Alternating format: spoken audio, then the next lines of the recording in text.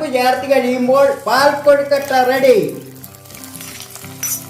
മിഴിയോരം നനഞ്ഞൊഴുകും മുകിൽ മാലകളോ നിഴലോ മഞ്ഞിൽ. ഇതാണ് പാൽക്കൊഴുക്കട്ട. നോക്ക്, കഴിക്കട്ടെ. പൂണി കഴിക്കാൻ വലിയ വശമില്ല. മധുരവും ഏലക്കാറ ടേസ്റ്റ്, നല്ല ജീരത്തിന്റെ ടേസ്റ്റ് ഒക്കെ കിട്ടുന്നുണ്ട്. ഇത് ഇങ്ങനെ എടുക്കണം. ഓക്കെ, വീണ്ടും പാലെടുത്ത് അച്ഛൻ്റെ സ്പൂൺ. എൻ്റെ അമ്മോ, വിചാരിച്ചോട്ട് വന്നാച്ചേ. പിന്നെ യെസ്, ഇങ്ങനെ എടുത്ത് ചൊണ്ടേയിരിക്കുവേ. യെസ്, ഇതാണ് പാൽക്കൊഴുക്കട്ട.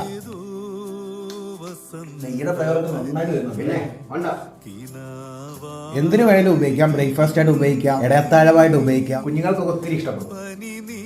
ഇത് കൊഴുക്കട്ടയിലേക്ക് ഒഴിച്ചിട്ട് ഇങ്ങനെ അങ്ങ് മോന്തണം. നല്ല സോഫ്റ്റ് അരിപ്പൊടിക്കകത്ത് ഉണ്ടാക്കാൻ എടുത്ത തീരുമാനം ഗംഭീരമായി ചെയ്യാം. അതിന്റെ ഇടയ്ക്ക് ഏലക്കായ ടേസ്റ്റ് കിട്ടുന്നുണ്ട്. ഇടയ്ക്ക് നമുക്ക് ആ കപ്പലണ്ടി കടിക്കുമ്പോഴില്ലേ, ഇതിലെ ഒരെണ്ണം ഇങ്ങനെ എടുത്ത് തിന്നണം. നമുക്ക് പാൽക്കൊഴുക്കട്ട. വലിയ മധുരമൊന്നും ഇല്ല കേട്ടോ. താളിപ്പ് ചേർത്ത് കഴിയുമ്പോൾ പാൽക്കൊഴുക്കട്ട റെഡി. മിഴിയോരം നനഞ്ഞൊഴുകും മുകിൽ മാലകളോ നിഴലോ മഞ്ഞിൽ. ഇതാണ് പാൽക്കൊഴുക്കട്ട. നോക്ക്, കഴിക്കട്ടെ. പൂണി കഴിക്കാൻ വലിയ വശമില്ല. മധുരവും ഏലക്കാറ ടേസ്റ്റ്, നല്ല ജീരത്തിന്റെ ടേസ്റ്റ് ഒക്കെ കിട്ടുന്നുണ്ട്. ഇത് ഇങ്ങനെ എടുക്കണം. ഓക്കെ, വീണ്ടും പാലെടുത്ത് അച്ഛൻ്റെ സ്പൂൺ. എൻ്റെ അമ്മോ, വിചാരിച്ചോട്ട് വന്നാച്ചേ.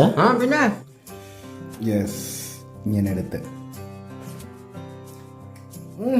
എടുത്ത് ചൊണ്ടേയിരിക്കുവേ. യെസ്, ഇതാണ് പാൽക്കൊഴുക്കട്ട.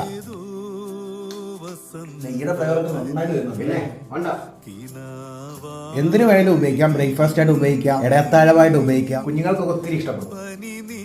ഇത് കൊഴുക്കട്ടയിലേക്ക് ഒഴിച്ചിട്ട് ഇങ്ങനെ അങ്ങ് മോന്തണം. നല്ല സോഫ്റ്റ്